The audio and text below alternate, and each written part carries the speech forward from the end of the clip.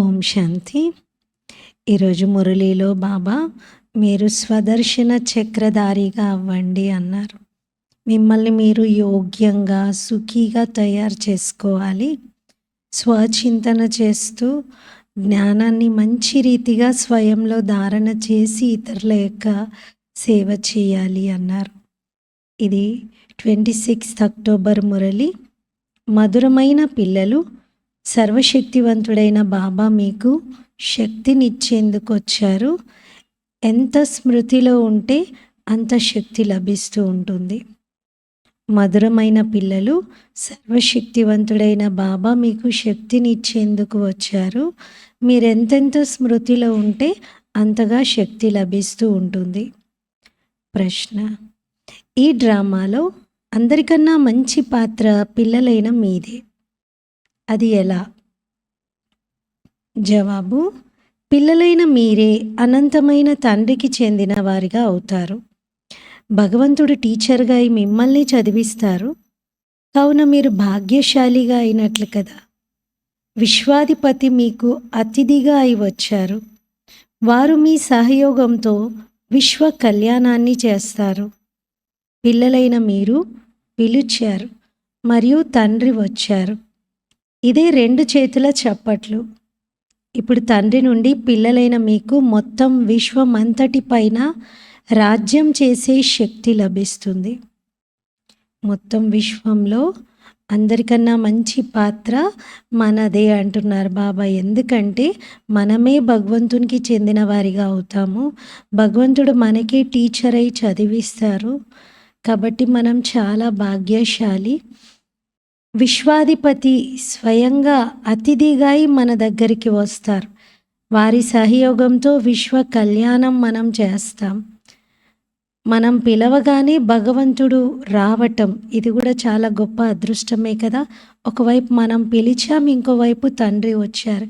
దీన్ని బాబా 2 చేతుల చప్పట్లు అంటున్నారు. ఇప్పుడు బాబా నుండి పిల్లలైన మీకు మొత్తం విశ్వం అంతటి పైన రాజ్యం చేసే శక్తి లభిస్తుంది. ఓం శాంతి. మధురాతి మధురమైన ఆత్మిక పిల్లలు ఆత్మిక తండ్రి ఎదురుగా కూర్చున్నారు. శిక్షకుని ఎదురుగా కూడా కూర్చున్నారు. మరియు ఈ బాబా పిల్లలైన మనల్ని తీసుకొని వెళ్ళేందుకే గురువు రూపంలో వచ్చారు. బాబా అంటారు, ఓ ఆత్మిక పిల్లలు, నేను మిమ్మల్ని ఇక్కడి నుండి తీసుకెళ్లేందుకే వచ్చాను.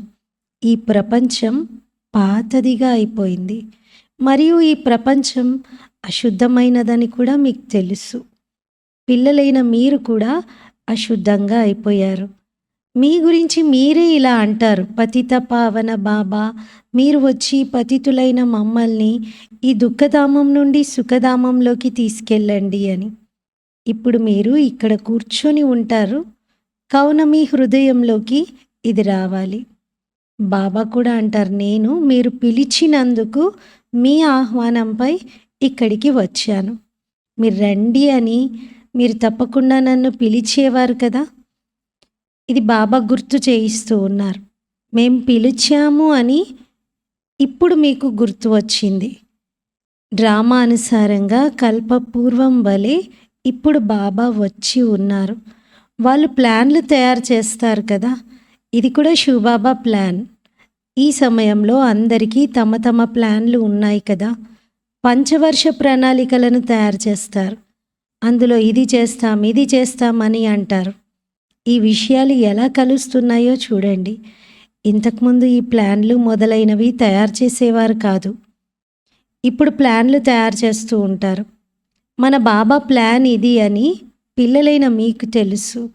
డ్రామా ప్లాన్ అనుసారంగా 5000 సంవత్సరాల క్రితం నేను ఈ ప్లాన్ని తయారు చేశాను. మధురాతి మధురమైన పిల్లలైన మీరు ఎవరైతే ఇక్కడ చాలా దుఃఖితులుగా అయిపోయారో, వేశ్యాలయంలో పడిపోయారో, మిమ్మల్ని శివాలయంలోకి తీసుకొని వెళ్ళేందుకే ఇప్పుడు నేను వచ్చాను.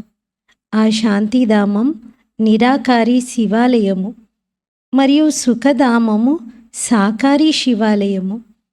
ఈ సమయంలో పిల్లలైన మీకు బాబా రిఫ్రెష్ చేస్తున్నారు. బాబా మనందరినీ రిఫ్రెష్ చేస్తున్నారు. మీరు తండ్రి సన్ముఖంలో కూర్చున్నారు కదా, బాబా వచ్చి ఉన్నారు అని బుద్ధిలో నిశ్చయమైతే ఉంది. బాబా ఈ పదమే చాలా మధురమైనటువంటిది. ఇది కూడా మీకు తెలుసు. ఆత్మలమైన మనము ఆ తండ్రి పిల్లలము. మళ్ళీ పాత్రను అభినయించేందుకు ఈ తండ్రికి చెందిన వారిగా అవుతాము. ఎంత సమయం మీకు లౌకిక తండ్రులు లభించారు? సత్యయుగం నుండి మొదలుకొని సుఖదుఖాల పాత్రలను అభినయించారు. మన దుఃఖపు పాత్ర ఇక పూర్తవుతుందని సుఖపు పాత్రను కూడా పూర్తి చేసుకొని 21 జన్మలు అభినయించాము అని ఇప్పుడు మీకు తెలుసు. మళ్ళీ అర్ధకల్పం దుఃఖపు పాత్రను అభినయించారు. బాబా మీకు స్మృతిని కలిగించారు. నిజంగా అలాగే ఉండేది కదా అని బాబా అడుగుతున్నారు. ఇప్పుడు మళ్ళీ మీరు అర్ధకల్పం సుఖపు పాత్రను అభినయించాలి. ఈ జ్ఞానంతో మీ ఆత్మ నిండుగా అవుతుంది. ఆ తర్వాత ఖాళీ అయిపోతుంది. మళ్ళీ తండ్రి నిండుగా చేస్తారు. మీ కంఠంలో విజయమాల ఉంది, కంఠంలో జ్ఞానమాల ఉంది. తప్పకుండా మనం చక్రంలో తిరుగుతూ ఉంటాం. సత్యయుగం, త్రేత, ద్వాపర, కలియుగము, ఆ తర్వాత మళ్ళీ ఆ మధురమైన సంగం యుగంలోకి వస్తాం. దీనిని మధురమైనది అని అంటారు. శాంతిధామం మధురమైనదేమీ కాదు. అన్నింటికంటే మధురమైనది పురుషోత్తమ కళ్యాణకారి సంగమయుగం. డ్రామాలో మీది కూడా అందరికన్నా మంచి పాత్ర. మీరు ఎంత అదృష్టవంతులు! అనంతమైన తండ్రికి చెందిన వారిగా మీరు అవుతారు. వారు వచ్చి మిమ్మల్ని చదివిస్తారు. ఇది ఎంత ఉన్నతమైన, ఎంత సహజమైన చదువు. మీరెంత ధనవంతులుగా అవుతారు. ఇందులో ఏ విధంగానూ కష్టపడవలసిన అవసరం ఉండదు. డాక్టర్లు, ఇంజనీర్లు మొదలైన వారు ఎంతగా కష్టపడుతూ ఉంటారు. మీకైతే వారసత్వం లభిస్తుంది. తండ్రి సంపాదనపై పిల్లలకు హక్కు ఉంటుంది కదా. మీరిది చదువుకొని 21 జన్మల కొరకు సత్యమైన సంపాదనను చేసుకుంటారు. అక్కడ మీకు తండ్రిని స్మృతి చేయవలసిన అవసరం ఉండనే ఉండదు.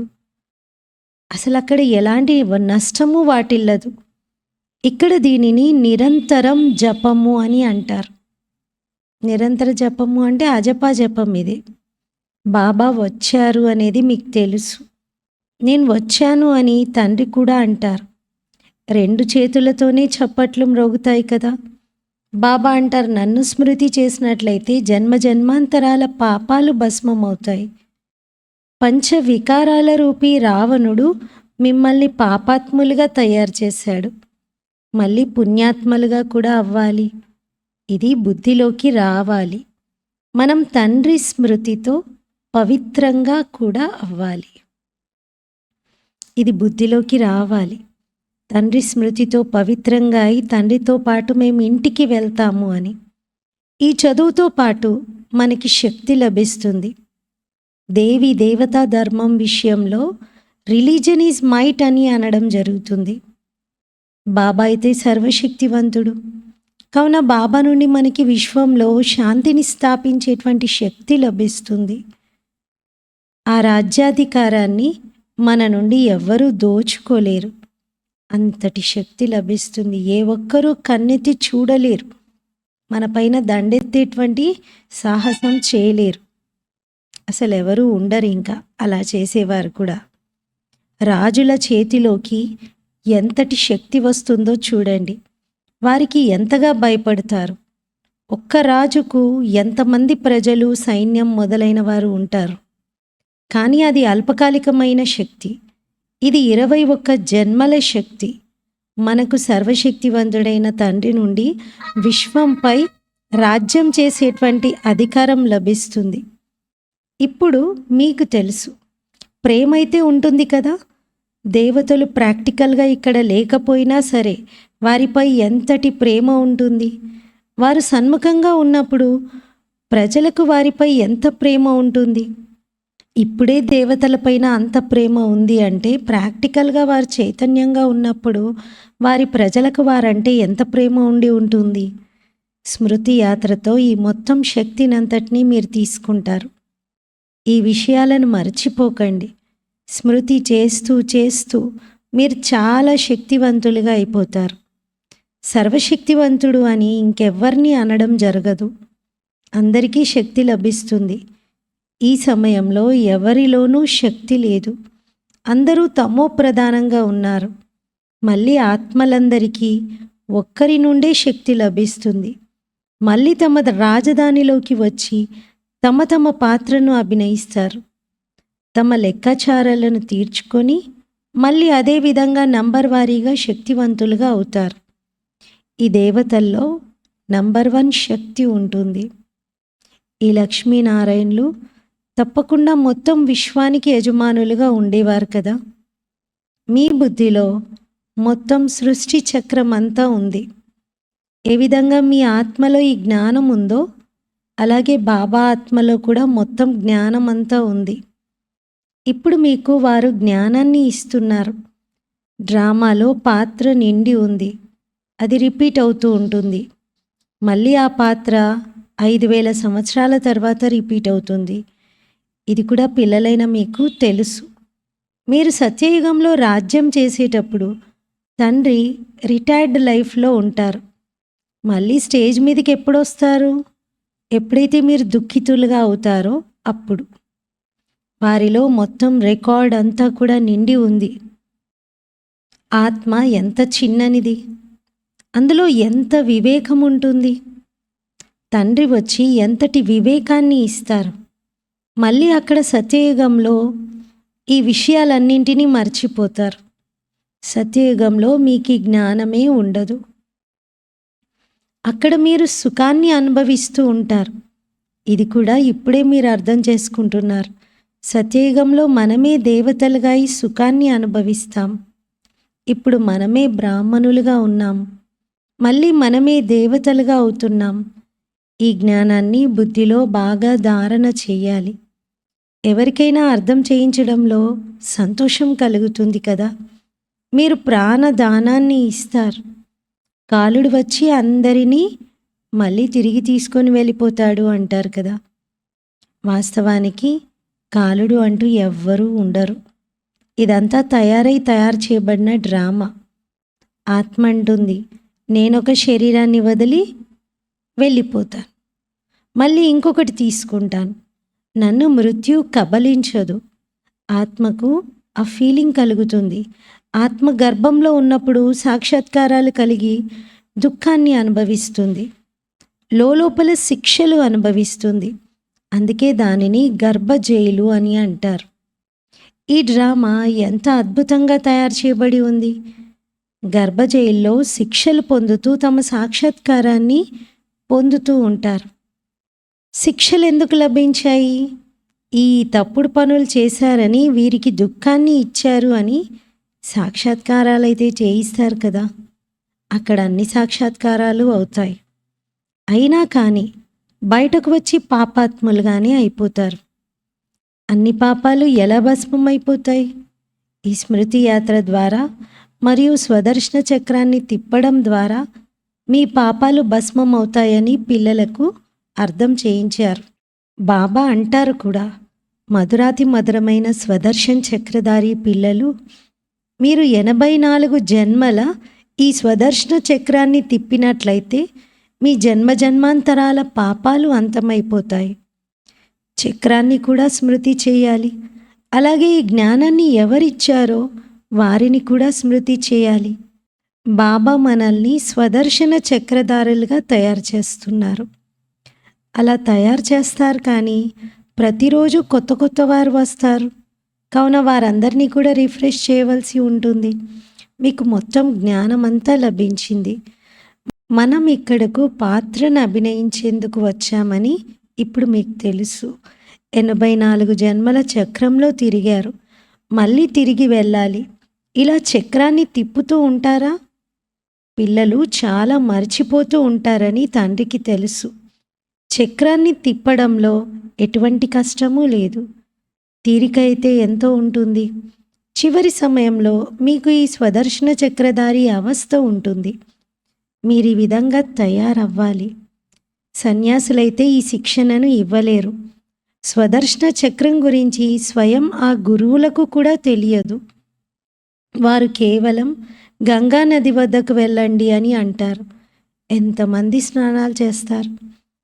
ఎక్కువ స్నానాలు చేయడం ద్వారా ఆ గురువులకు ఆదాయం లభిస్తుంది. గడియ గడియ యాత్రలకు వెళ్తారు. ఇప్పుడు ఆ యాత్రలకు మరియు ఈ యాత్రకు ఎంత తేడా ఉందో చూడండి. ఈ యాత్ర ఆ యాత్రలన్నింటి నుండి విముక్తులుగా చేస్తుంది. ఈ యాత్ర ఎంత సహజమైనది. చక్రాన్ని కూడా తిప్పండి. నలువైపులా తిరిగి వచ్చాము. అయినా కానీ ఎంతో దూరంగానే ఉన్నాము అన్న పాట కూడా ఉంది. చారో దామ్ లగాయే ఫేరే ఫిర్ భీ హర్దమ్ దూర్ రహే అంటారు. అనంతమైన తండ్రి నుండి దూరంగా ఉన్నారు. ఇది మీకు అనుభవం అవుతుంది. వారికైతే దీని అర్థం తెలియదు. ఎంతగానో తిరుగుతూ వచ్చామని ఇప్పుడు మీకు తెలుసు. ఇప్పుడిక ఈ తిరగడం నుండి మీరు విముక్తులైపోతారు. అలా తిరగడం వల్ల మీరేమీ దగ్గరగా రాలేదు, ఇంకా దూరం అవుతూ వచ్చారు. ఇప్పుడు డ్రామా ప్లాన్ అనుసారంగా అందరినీ తమతో పాటు తీసుకెళ్లేందుకే తండ్రి రావాల్సి ఉంటుంది. తండ్రి అంటారు, నా మతంపై మీరు నడవవలసిందే. పవిత్రంగా తప్పనిసరిగా అవ్వాలి. ఈ ప్రపంచాన్ని చూస్తూ కూడా చూడకూడదు. ఎప్పటి వరకైతే ఇల్లు కొత్తగా తయారవ్వదో అప్పటి వరకు పాత ఇంట్లో ఉండవలసి ఉంటుంది. తండ్రి వారసత్వాన్ని ఇవ్వడానికి సంగం యుగంలోనే వస్తారు. అనంతమైన తండ్రిది అనంతమైన వారసత్వం. తండ్రి వారసత్వం మాదేనని లౌకికంలో పిల్లలకు తెలుసు. ఆ సంతోషంలో ఉంటారు. ఈ పిల్లలు తమ సంపాదనను కూడా చేసుకుంటారు మరియు వారికి తండ్రి వారసత్వం కూడా లభిస్తుంది. మీకైతే వారసత్వమే లభిస్తుంది. స్వర్గ వారసత్వం మీకు ఎలా లభించింది అనేది అక్కడ మీకు తెలియదు. అక్కడ మీ జీవితం చాలా సుఖమయంగా ఉంటుంది. ఎందుకంటే మీరు తండ్రిని స్మృతి చేసి శక్తిని తీసుకుంటారు. పాపాలను అంతం చేసేవారు పతిత పావనుడైన తండ్రి ఒక్కరే. వారిని స్మృతి చేయడం ద్వారా మరియు స్వదర్శన చక్రాన్ని తిప్పడం ద్వారానే మీ పాపాలన్నీ అంతమవుతాయి. దీనిని బాగా నోట్ చేసుకోండి. ఇది అర్థం చేయించినా చాలు. ఇక మున్ముందు మీరు ఎక్కువగా చెప్పవలసిన అవసరం ఉండదు. ఒక్క సూచన ఇస్తే చాలు, సరిపోతుంది. అనంతమైన తండ్రిని స్మృతి చేస్తే మీ పాపాలు అంతమైపోతాయి. మీరు నరుని నుండి నారాయణునిగా, నారి నుండి లక్ష్మిగా అవ్వడానికి ఇక్కడికి వచ్చారు. ఇక్కడైతే ఈ విషయం గుర్తుంటుంది కదా. ఇంకెవరి బుద్ధిలోకి ఈ విషయం రాదు. మీరిక్కడికి వస్తారు. మేం బాప్దాదా వద్ద కొత్త ప్రపంచమైన స్వర్గ వారసత్వాన్ని తీసుకునేందుకే వెళ్తున్నాము అని బుద్ధిలో ఉంటుంది. బాబా అంటారు, స్వదర్శన చక్రధారులుగా అవ్వడం ద్వారా మీ వికర్మలు వినాశనం అవుతాయి. ఇప్పుడు ఎవరైతే మీ జీవితాన్ని వజ్రతుల్యంగా తయారు చేస్తారో వారినే చూడండి. ఇది కూడా మీరు అర్థం చేసుకుంటారు. ఇందులో చూసే విషయం అంటూ ఏమీ లేదు. దీనిని మీరు దివ్య దృష్టి ద్వారా తెలుసుకుంటారు. ఆత్మయే ఈ శరీరం ద్వారా చదువుతుంది. ఈ జ్ఞానం ఇప్పుడు లభించింది. మనం ఏ కర్మలనైతే చేస్తామో వాటిని ఆత్మయే శరీరాన్ని తీసుకొని వహిస్తుంది. అంటే ఆ కర్మలను పాత్ర రూపంలో వహిస్తుంది. తండ్రి కూడా చదివించవలసి ఉంటుంది. వారి పేరైతే సదా శివ అనే ఉంటుంది. శారీరక పేర్లు మారుతాయి. ఈ శరీరం అయితే నాది కాదు, ఇది ఇతని ఆస్తి. అంటే ఈ బ్రహ్మ శరీరం ఇది.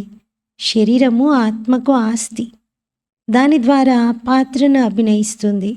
ఇది చాలా సహజంగా అర్థం చేసుకోవాల్సిన విషయం. ఆత్మ అయితే అందరిలోనూ ఉంది. అందరికీ శారీరక పేర్లు వేర్వేరుగా ఉంటాయి. వీరు పరం ఆత్మ, సుప్రీం ఆత్మ. వీరు ఉన్నతోన్నతమైన వారు. భగవంతుడు ఒక్కరే. వారే రచయిత అని, మిగిలిన వారంతా పాత్రను అభినయించే రచన అని ఇప్పుడు మీరు అర్థం చేసుకున్నారు. ఆత్మలు ఏ విధంగా వస్తాయి అనేది కూడా మీరు తెలుసుకున్నారు. మొట్టమొదట ఆది సనాతన దేవీ దేవతా ధర్మపు ఆత్మలు కొద్దిమందే ఉంటారు. మళ్ళీ చివరిలో మొదట వచ్చేందుకు అర్హులుగా అవుతారు. ఈ సృష్టి చక్రం ఒక మాల వంటిది. ఇది తిరుగుతూ ఉంటుంది. మీరు మాలను తిప్పుతూ ఉన్నట్లయితే పూసలన్నీ ఒకదాని తర్వాత ఇంకొకటి తిరుగుతూ ఉంటాయి. సత్యయుగంలో భక్తి కొద్దిగా కూడా ఉండదు. బాబా అర్థం చేయిస్తున్నారు, ఓ ఆత్మలారా, నన్నొక్కరినే స్మృతి చేయండి. మీరు తప్పకుండా ఇంటికి తిరిగి వెళ్ళాలి. వినాశనం ఎదురుగా నిలబడి ఉంది. స్మృతి ద్వారానే పాపాలు అంతమవుతాయి. అప్పుడిక శిక్షలు అనుభవించడం నుండి విముక్తులైపోతారు. పదవి కూడా మంచిగా పొందుతారు. లేకపోతే శిక్షలను ఎంతగానో అనుభవించవలసి ఉంటుంది. నేను పిల్లలైన మీ వద్దకు వచ్చిన ఎంత మంచి అతిథిని. నేను మొత్తం విశ్వమంతటినీ పరివర్తన చేస్తాను. పాత విశ్వాన్ని కొత్తగా చేస్తాను. మీకు కూడా తెలుసు, బాబా కల్పకల్పము వచ్చి విశ్వాన్ని పరివర్తన చేసి పాత విశ్వాన్ని కొత్తగా చేస్తారు. ఈ విశ్వము కొత్తది నుండి పాతదిగా, పాతది నుండి కొత్తదిగా అవుతుంది కదా. మీరు ఈ సమయంలో చక్రాన్ని తిప్పుతూ ఉంటారు. బాబా బుద్ధిలో జ్ఞానం ఉంది. వారు వర్ణన చేస్తూ ఉంటారు. మీ బుద్ధిలో కూడా చక్రం ఎలా తిరుగుతుంది అనే విషయం ఉంది. బాబా వచ్చి ఉన్నారని, వారి శ్రీమతంపై మనం పావనంగా అవుతామని మీకు తెలుసు. స్మృతి ద్వారానే పావనంగా అవుతూ ఉంటారు. మళ్ళీ ఉన్నత పదవిని కూడా పొందుతారు. పురుషార్థం తప్పనిసరిగా చేయించవలసి ఉంటుంది. పురుషార్థం చేయించేందుకు ఎన్ని చిత్రాలు మొదలైనవి తయారు చేస్తారు. ఎవరైతే వస్తారో వారికి మీరు 84 జన్మల చక్రం గురించి అర్థం చేయిస్తారు. తండ్రిని స్మృతి చేయడం ద్వారా మీరు పతితుల నుండి పావనులుగా అయిపోతారు అని చెప్తారు. అచ్చా, మధురాతి మధురమైన అల్లారు ముద్దు పిల్లలకు మాతాపిత బాప్దాదాల ప్రియ స్మృతులు మరియు గుడ్ మార్నింగ్. ఆత్మిక పిల్లలకు ఆత్మిక తండ్రి నమస్తే. हम रूहानी बच्चों की रूहानी बाप दादा को याद प्यार गुड मॉर्निंग और नमस्ते. मेरा बाबा मीठा बाबा प्यारा बाबा शुक्रिया बाबा. ధారణ కొరకు ముఖ్య సారము. మొదటి పాయింట్, జ్ఞానాన్ని బుద్ధిలో బాగా ధారణ చేసి అనేక ఆత్మలకు ప్రాణదానాన్ని ఇవ్వాలి. స్వదర్శన చక్రధారులుగా అవ్వాలి. సెకండ్ పాయింట్, ఈ మధురమైన సంగం యుగంలో మీ సంపాదనతో పాటుగా తండ్రి శ్రీమతంపై నడుస్తూ పూర్తి వారసత్వాన్ని తీసుకోవాలి. తమ జీవితాన్ని సదా సుఖమయంగా తయారు చేసుకోవాలి. ఫస్ట్ పాయింట్లో బాబా అందరికీ ప్రాణదానం ఇవ్వాలి, స్వదర్శన చక్రం తిప్పాలి అంటున్నారు. సెకండ్ పాయింట్లో సంగం యుగం మధురమైనది. ఇక్కడ సంపాదించుకోవడంతో పాటుగా శ్రీమతం పైన కూడా నడవాలి. అలాగే జీవితాన్ని సదా సుఖమయంగా చేసుకోవాలి అంటున్నారు. వరదానము. సర్వ వరదానాలను అవసరమైన సమయంలో కార్యంలో వినియోగించి వాటిని ఫలీభూతం చేసే ఫలస్వరూప భవ. సర్వ వరదానాలను అవసరమైన సమయంలో కార్యంలో ఉపయోగించి వాటిని ఫలీభూతం చేసే ఫలస్వరూప భవ. వివరణ. బాప్ దాదా ద్వారా ఎప్పటికప్పుడు ఏ ఏ వరదానాలైతే లభించాయో వాటిని అవసరమైన సమయంలో కార్యంలో వినియోగించండి. ఈరోజు చాలా మంచి వరదానం లభించింది అని కేవలం వరదానమును విని సంతోషించకండి. వరదానాలను కార్యంలో ఉపయోగించడం ద్వారా వరదానాలు సదా నిలిచి ఉంటాయి. వరదానాలైతే అవినాశి తండ్రివి, కానీ వాటిని ఫలీభూతం చేయాలి. దీని కొరకు వరదానాలకు పదే పదే స్మృతి అనే నీటిని ఇవ్వండి. వరదానం యొక్క స్వరూపంలో స్థితులవ్వటం అనే ఎండను ఇవ్వండి. అప్పుడు వరదానాల ఫలస్వరూపంగా అవుతారు. స్లోగన్. విశేషతలు ప్రభు ప్రసాదం వంటివి. వాటిని సేవలో ఉపయోగించండి, పంచండి, తద్వారా పెంచుకోండి. విశేషతలనేవి ప్రభు ప్రసాదం వంటిది. ఎలాగైతే ప్రసాదాన్ని అందరికీ పంచుతారో అలాగే వాటిని కూడా సేవలో ఉపయోగించడం, అందరికీ పంచడం ఇదే పెంచుకునే విధానం. ఈరోజు స్వమానము నేను వరదానాల ఫలస్వరూపాన్ని. నేనాత్మను వరదానాల ఫలస్వరూపాన్ని. ఓం శాంతి.